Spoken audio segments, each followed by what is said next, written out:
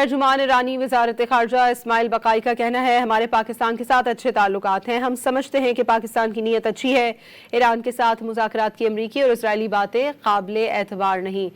غیر ملکی میڈیا ادارے کو انٹرویو میں اسماعیل بقائی نے کہا کہ ہمارے وزیر خارجہ پڑوسی ممالک کے اپنے ہم منصبوں سے رابطے میں ہیں۔ پڑوسی ممالک بشمول پاکستان کے وزرائے خارجہ سے ایرانی وزیر خارجہ نے ملاقاتیں کی۔ انہوں نے کہا کہ ان ممالک نے ایران اور امریکہ کے درمیان مذاکرات میں ثالث کا کردار ادا کرنے کی پیشکش کی ہے۔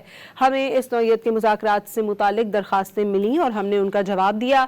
ہمارا موقف واضح ہے کہ ہم اپنا دفاع جاری رکھیں گے۔ اسماعیل بقائی نے کہا کہ خطے میں کشیدگی کم کرنے کے لیے پڑوسی ممالک کی نیک نیتی کو دیکھتے ہیں۔ علاقائی ریاستیں اور پڑوسی ممالک اس صورتحال کے نتائج پر تشویش رکھتے ہیں۔ ہر کوئی کسی نہ کسی طرح حالات کو بہتر بنانے کی کوشش کر رہا ہے۔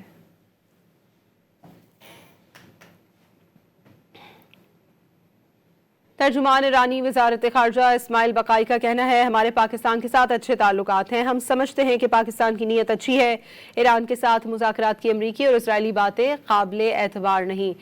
غیر ملکی میڈیا ادارے کو انٹرویو میں اسماعیل بقائی نے کہا کہ ہمارے وزیر خارجہ پڑوسی ممالک کے اپنے ہم منصبوں سے رابطے میں ہیں۔